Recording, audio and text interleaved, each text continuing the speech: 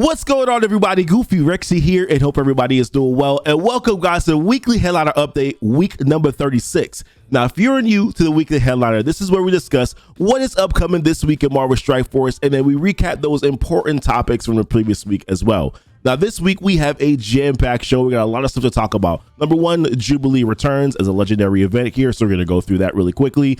The Shang-Chi Legend event has started. Going to go through really quickly here some calculations, some that you probably already know, but just for those who don't know, we're going to go through the numbers and what you need to do here to get all of the milestones. There are some war changes that could potentially be coming in the next patch, which definitely could mean some of it I think is good, but there's a big portion of it right here where I do think that it could potentially mean that there's going to be an exodus of another few players here in the Marvel Strike Force game, but you'll have to make that decision. Bonus events that are happening this week, some from the Shang-Chi Legendary event, and then we have two returning Flash events that are coming back this week. Rumors, we saw a picture here on Twitter with some new characters that could potentially be coming here into Marvel Strike Force, and we also got a rumor video that we're going to go through here from Tana talking about some other potential characters that might be getting a rework. That, guys, and so much more in this weekly headliner update, and we're going to start right now.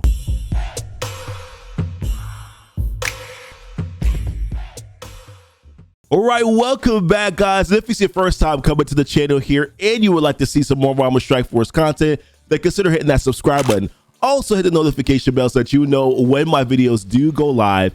And of course, some links that are down below, guys, in the description, where you can join my Discord and join the Goof Troop community there.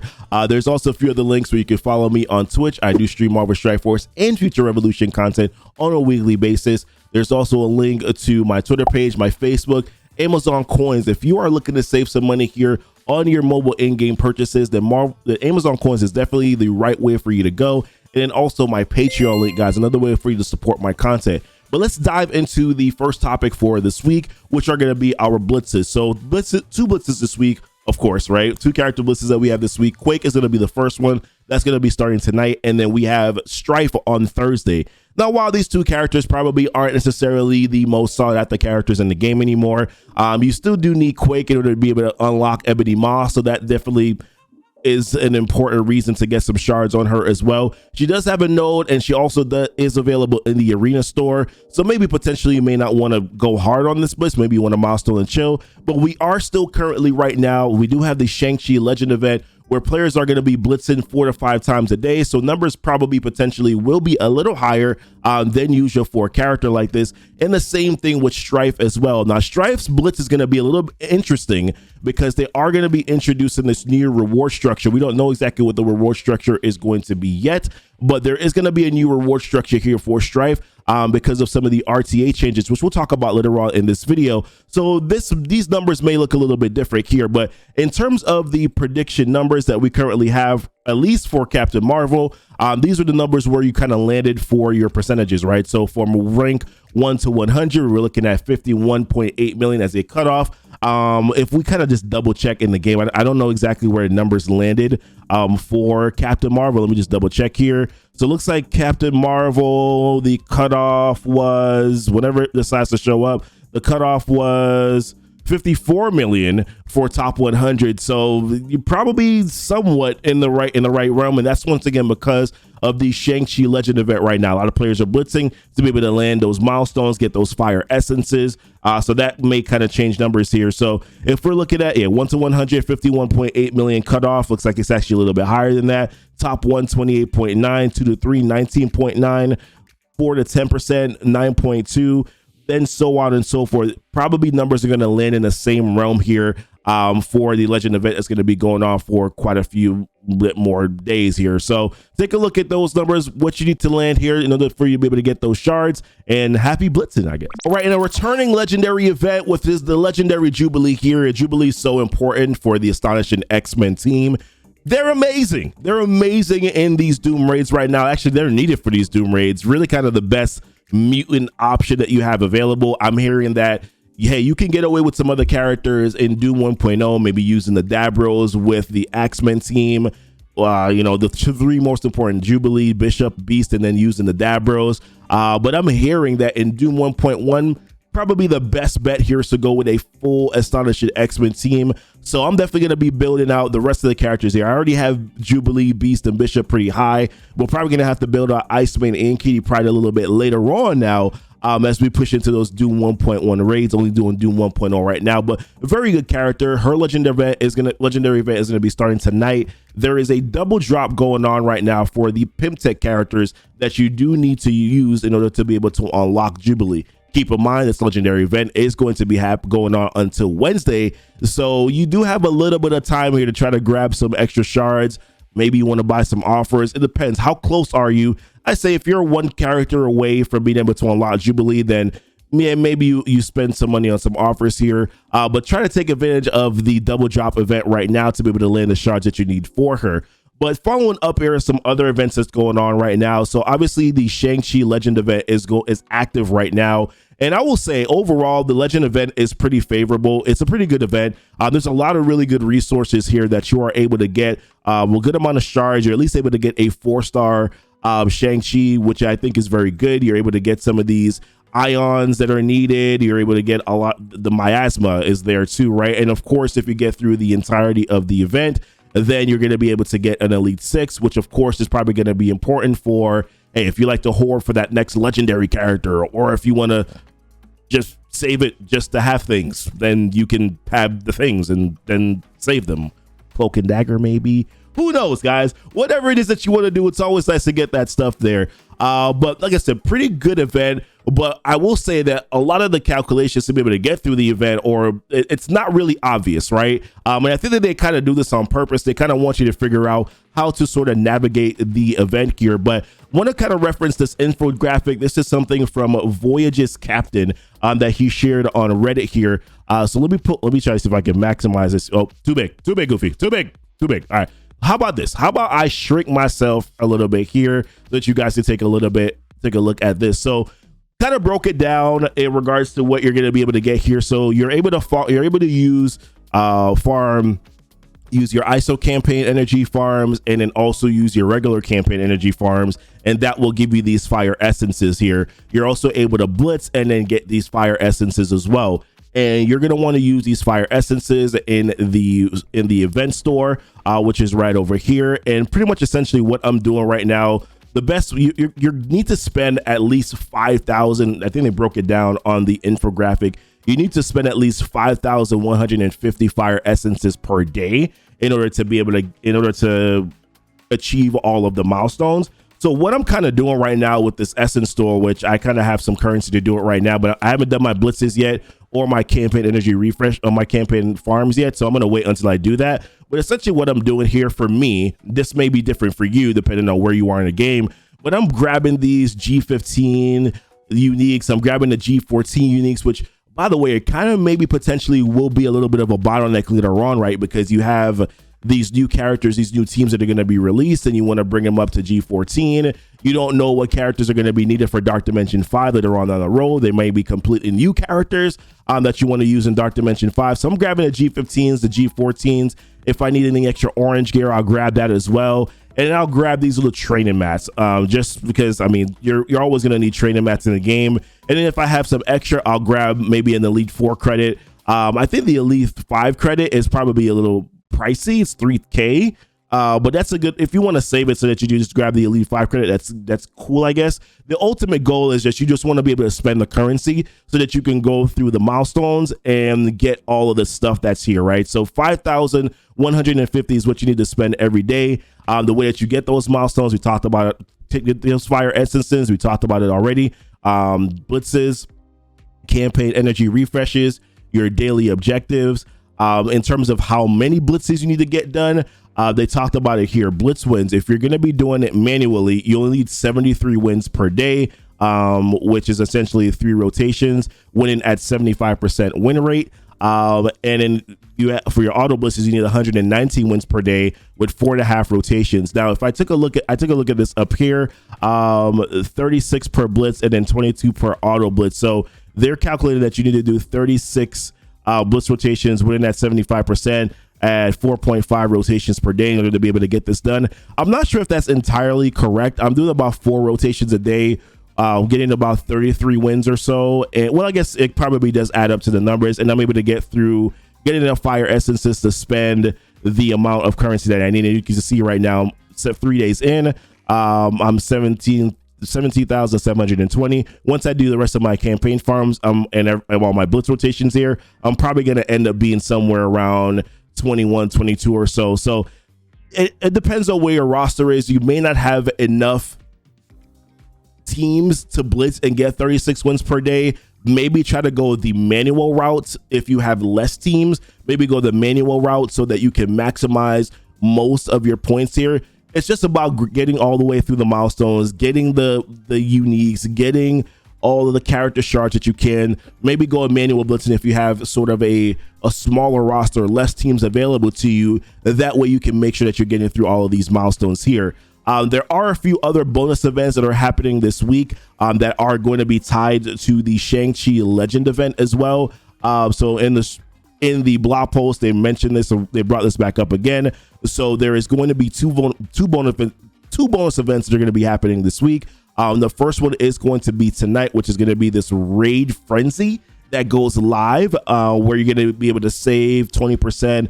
There's going to be a 20% cost reduction for raid energy, for heals, for revives in these raids. So if you're in an alliance where you're trying to get, hey, maybe Ultimate 7.5, you're not able to 100% it yet. This may be an opportunity for you to spend some extra currency here, since it's going to be a 20% cost reduction to be able to try to get 100% in those raids. Doom raids, the same thing. Maybe you want to spend a little bit more here on some of the revives because they're going to be less expensive, so that you can get through those raids and 100% it and then get your first time rewards. This may be an opportunity for you to be able to do so. And then on Friday, September 10th, they mentioned it here, they're going to be having this new bonus event where you can refresh your ISO A campaign energy, and you're going to be able to earn 2 times the amount, which, by the way, is a massive big deal, because there is now experience points that you are getting for your ISO campaigns. ISOs are going to be more important later on too, because of these new war changes. You're going to need to have a lot of characters at ISO level 4 in order to be able to have them war ready, which is something that we're going to talk about a little bit later on here. So this is actually going to be a pretty big event in my opinion. More of those crystals that you need, more ions, and of course more experience points if you're pushing to get to level 85. And then some other bonus events happening this week. So we have the retraining materials event, which is the back to bootcamp flash event. That's showing up around on Friday. There's going to be a double drop event for these skill military characters that are in those campaign nodes. So that, of course, is Black Widow, that's Yelena. There might be another character, Punisher.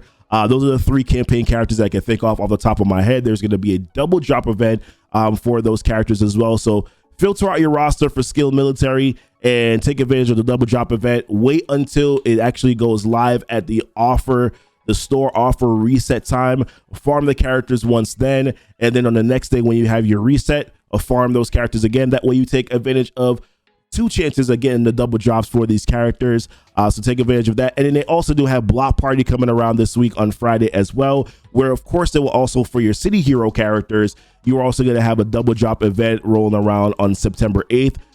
Which is going to be on Wednesday, and then the event itself starts on Friday. So listen, these are all the bonus events for this week. We're going to jump into some stuff here from last week, recapping some of those events, and then talking about these new war changes, White Tiger, and all that stuff in this next segment here.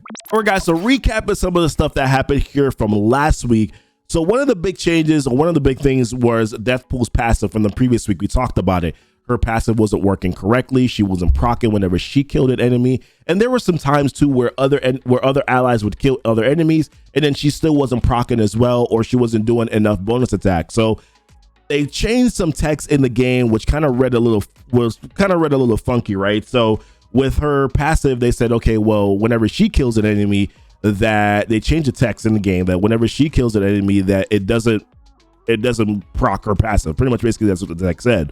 And then they came out and said, hey, that text was unintentionally pushed live yesterday from one of our development builds. And one of the changes states that she won't trigger a bonus attack when she personally kills an enemy unit. A true change like this would have happened in all languages and would be accompanied by an official statement. This text will be undone, which I guess is a good thing, but that they're going to actually change the death pool to now they send it here. In actuality, the death team will be working to update the functionality to match the ability description and cause death pool to trigger her bonus attack if she kills an enemy character. So the way that she was supposed to work in the first place. And then this update will require a new client and therefore won't be implemented for several weeks until the next version 5.7. See, that's the bad part about it, right? It's okay, great. You are going to fix a character to work appropriately how they're supposed to work, but then you are not going to change it until 5.7. So what are we supposed to do in the meantime here when we're using this character, when players have bought this character, when players have cored out to get this character? Seriously, what are players supposed to do at that point in time when the character is not working correctly? I know people who have spent 600 cores a day as a free-to-play player. There have been free-to-play players who have spent 600 cores per day. Now, I personally bought one of the secondary offers, a $20 offer, and only did about 400 cores a day. The last, let's say, 10 days of the event, the first 4 days, I only spent 200 cores a day. But either way, like, I still feel some type of way, right, about this character not working, and then also not working the way that they're supposed to, and then also that I'm gonna have to wait until version 5.7 for that to go live. I just feel like for a change, for something like this where players have spent money, you need to make sure that you're doing these changes quickly, not waiting a few weeks before that happens. This is frustrating. And this, once again, it kind of breeds toward this sort of like lack of trust. But I did a video about this earlier in last week. I don't want to harp on this again, but just curious to see how you feel about it. They also mentioned here that there's going to be another text update where on enemy death, she's going to generate 1 ability energy for 2 random mystic allies or self that were not at full energy on the start of the current turn. Now, this is a text change that they're mentioning. I do think that she's already working in the game like that. So whenever I use her with Doom, with Silver Surfer, with Ebony Maw, I typically find that a lot of the times when whoever she gives energy to is usually Doom or Silver Surfer, and I usually have Thanos right next to Ebony Maw. So Thanos is typically always feeding Ebony Maw energy. So I don't really get a lot of energy from Deathpool to Ebony Maw. So it kind of works out that way. Deathpool is usually feeding herself, feeding Doom, or feeding Silver Surfer, which definitely kind of benefits my team in these raids, beta raids and Doom raids. It definitely benefits my team because Doom is typically ulting twice in a node. So I think this is already working that way. That was my thoughts, that this is already working that way, but they're just kind of clarifying the text.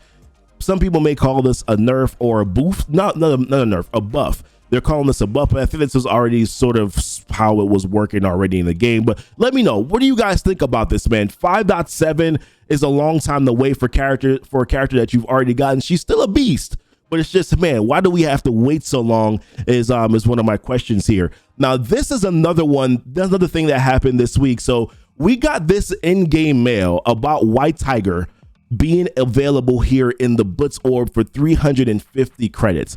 Now, I personally do like the fact that White Tiger is actually in the Blitz store, and that technically she's in the Blitz orb, right? They also talked about how they're going to be removing Domino out of the Blitz orb, and now she's going to be in the Blitz supply section for 500 Blitz credits. So I actually like White Tiger being in the Blitz orb. I think it's pretty good, right? If you're an earlier player now, there's definitely a benefit with opening up these Blitz orbs. Obviously, I would say if you're an earlier player, make sure that you unlock Gamora first. Target farm, unlock Gamora first. That's the first thing that you should do. And then you open up these Blitz orbs to try to get some other character shards here. You can land shards for Domino still by opening up the Blitz orbs.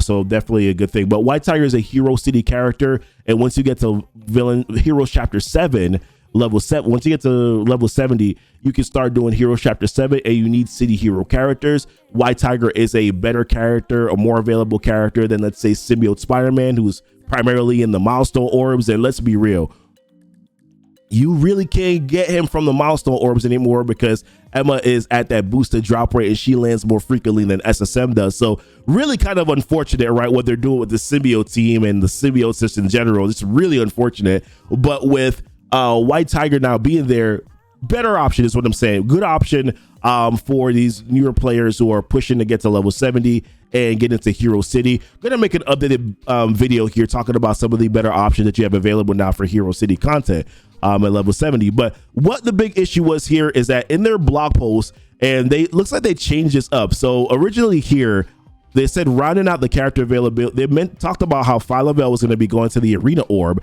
and they also mentioned in the same sentence that White Tiger is going to be going to the Arena Orb. Now, if you log into the blog post, it will actually show that they've actually edited the text to say that rounding out the character availability updates is White Tiger, who will be soon in the Blitz Orb, replacing Domino as the exclusive.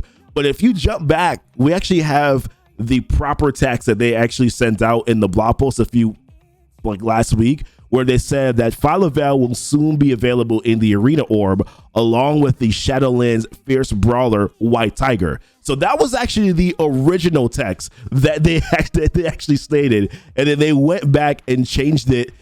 They changed the blog post text to read this. So we were expecting that both of these characters were going to be in the Arena Orb. We made a big stink about it because we were just like, what are you doing? Why are you putting two characters in the Arena Orb? And I guess they changed their minds and then said that they said that it was supposed to originally state that White Tiger was going to be going to the Blitz Orb. So kind of a big deal, I would say. I would have preferred if they had said, hey, listen, we made a mistake. It was wrong textage.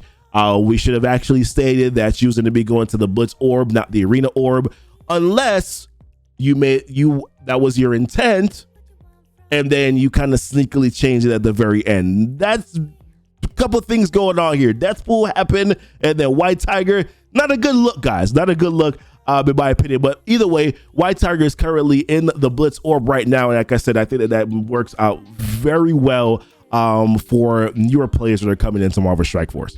All right, here are a few more things that happened this past week that are pretty big deal in my opinion.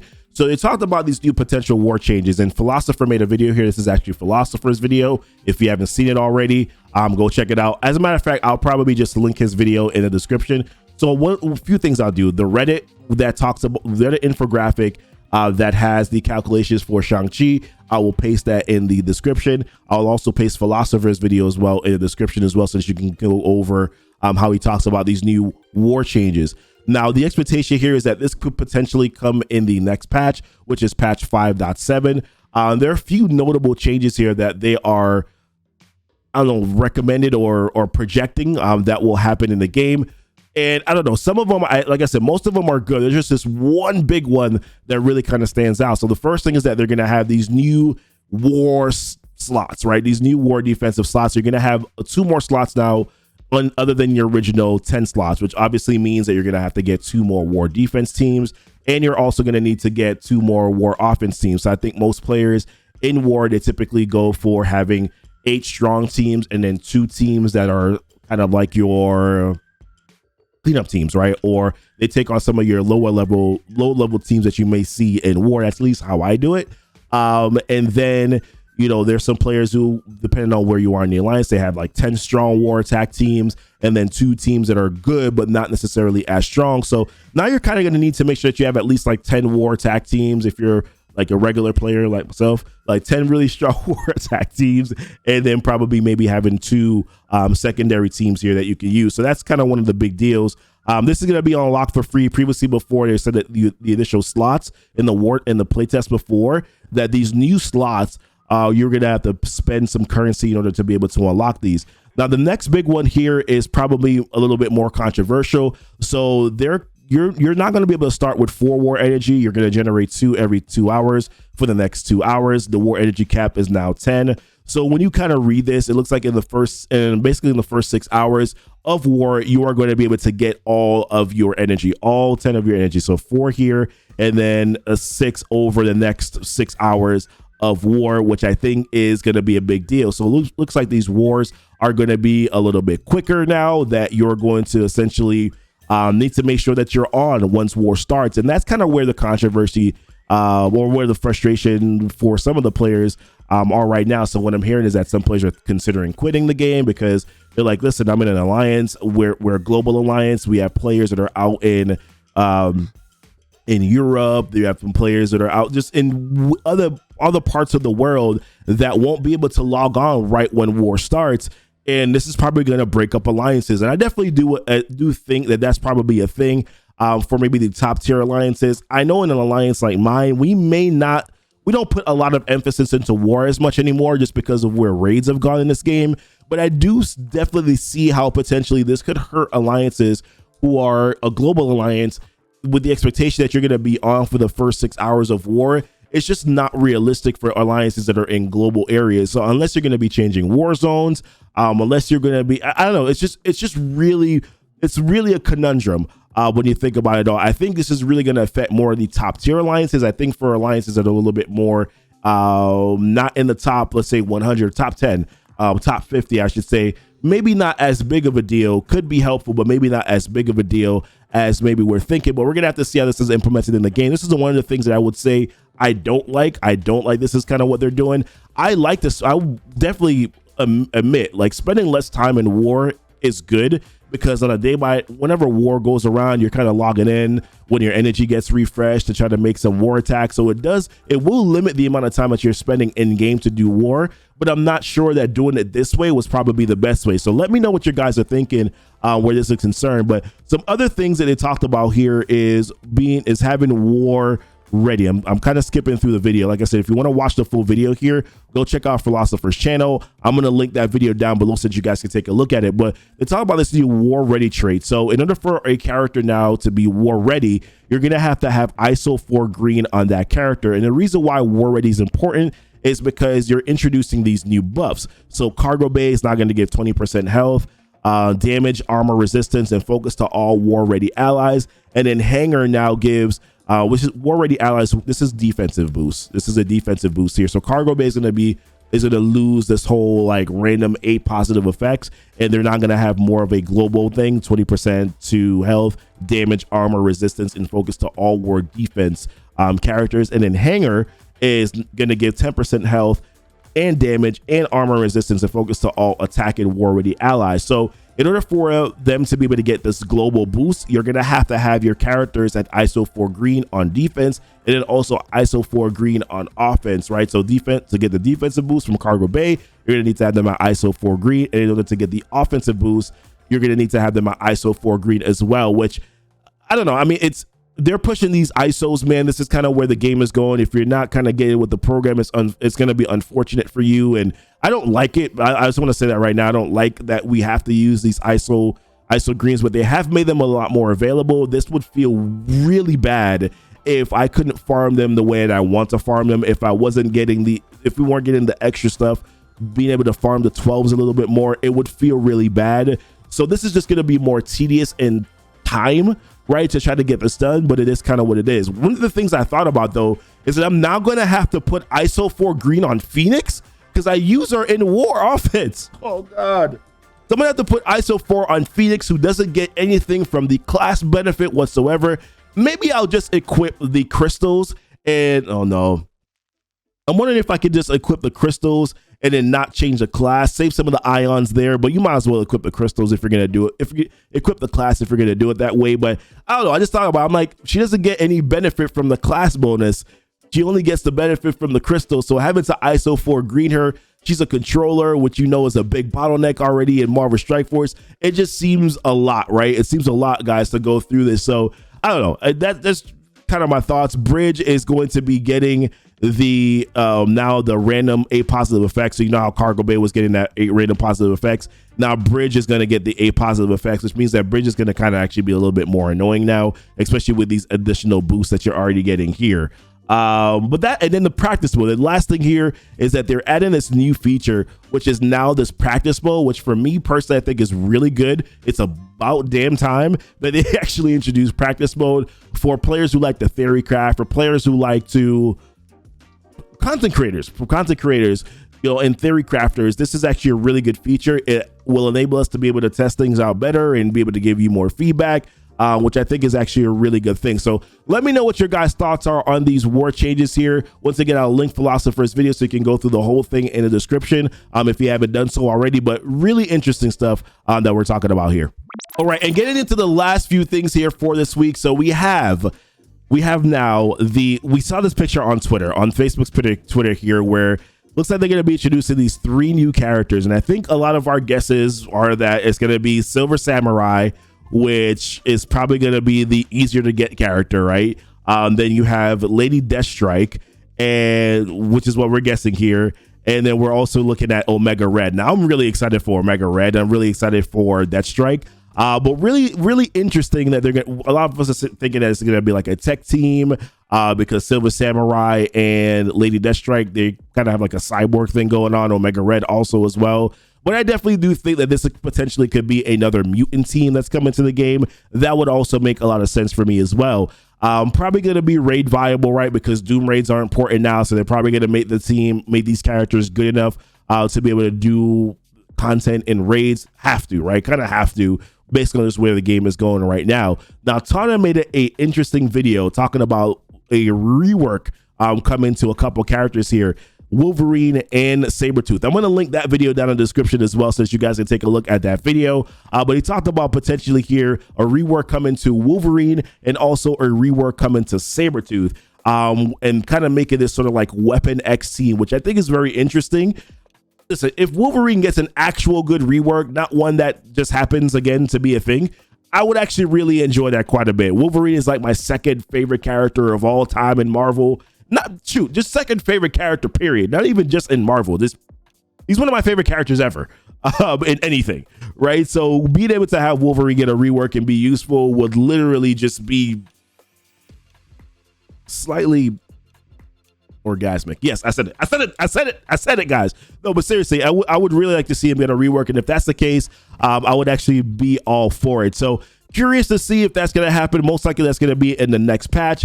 Let me know what your thoughts are, guys. If we are going to be getting a Weapon X team Wolverine, how do you feel about it? I don't think that if we are going to be getting a Weapon X team that like Silver Surfer kind of matches Silver Samurai. I said Surfer. Silver Samurai kind of matches the team, but that's a separate conversation. Or Sabretooth, really. Separate conversation for, no, I guess Sabretooth is fine. Separate conversation for a different time. Let me know what your guys' thoughts are, potentially what this could mean here for Marvel Strike Force. I would actually, while I would relish a rework to Wolverine, I would actually kind of be okay if they've kind of just continued the same trend where Secret Avengers, and then you can kind of theorycraft to put two other characters on the team. Just simply similar to New Warriors, you could theorycraft to put others on the team. I'd actually would prefer if they went that route as well, because I actually do like the option of being able to theorycraft and put some teams together here. But lastly, we're going to talk about this week here are these objectives, or RTA. So RTA season is going to be ending this week, and it looks like the new RTA season is going to have some pretty good and important changes here. So they are now going to be going to these new Blitz objectives. So they mentioned it here. Season 10 will include the option of battling in Blitz as daily and weekly objectives by either winning in Blitz and or getting KOs in real-time arena. You'll earn ratings towards Mojo's Mayhem. The choice is yours. Accompanying the addition of Blitz to Mojo's Mayhem will be a small improvement to the Blitz rank rewards, which goes live with Strife's Blitz. So remember, we talked about that in the beginning of this video, that we're gonna have to pay attention to what the Blitz rank rewards are gonna look like on Thursday. We're gonna be able to see that, and we'll talk about that probably either live on stream or probably make a video about it on Friday. We'll have to see exactly what that's going to be. They also mentioned here that Mum is going to be the feature character in RTA, which I think a lot of players were expecting that, were hoping that it would be a new character, but I think it's okay. You need Mum in order to be able to unlock Adam Warlock, and for some earlier players who cannot get to Doom 3.6 or mid-game players that cannot get to Doom 3.6 yet, I think it's good that they're going to be able to get 50 or 100 shards here of Mum. So I don't actually have a complaint there. I think it's good for players. Mum is actually the hardest character to get in the, like, at least Shatterstar, you can save up some arena credits and get him.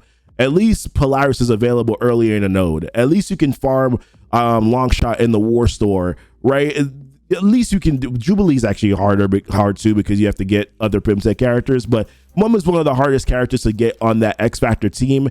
And I think it's good that which doesn't make sense to me, but I think it's good that he's actually going to be in the RTA pass. But really the big thing here is that they are changing the way that you're going about getting these objectives, which they're moving away from KOs, and you're going to be able to get these Blitz wins. So the caveat here is that you're going to have to do more blitzing in order to be able to complete RTA, but you'll probably welcome that a little bit more if you're an earlier mid-game player that doesn't have these big rosters, that don't have all the characters built up, that have to go and try to powerhouse against these big, massive teams or characters that kind of just delete you, right? And it's hard for you to be able to get these knockouts. It's going to be easier for you to be able to get these blitzes. So I think from an earlier player perspective, this is beautiful. This is beautiful. RTA is a really questionable game mode.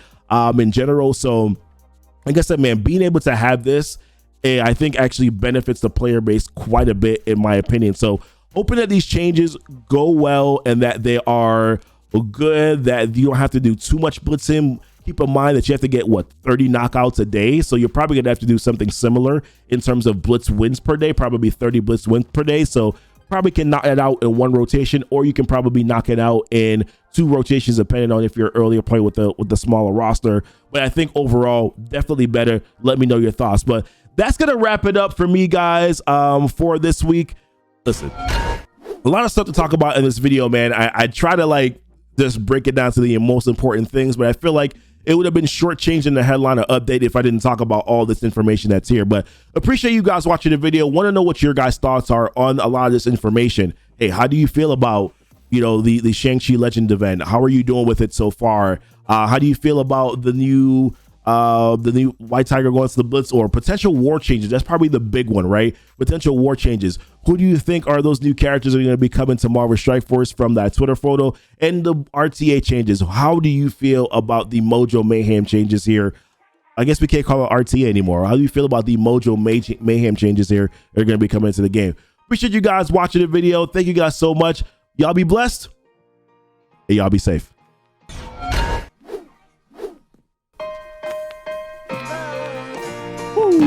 That was a long video. That's the longest video, longest headliner update I've done in a long time, guys. Oh my goodness! Wow, that was a banger. That was a long video. Good Lord.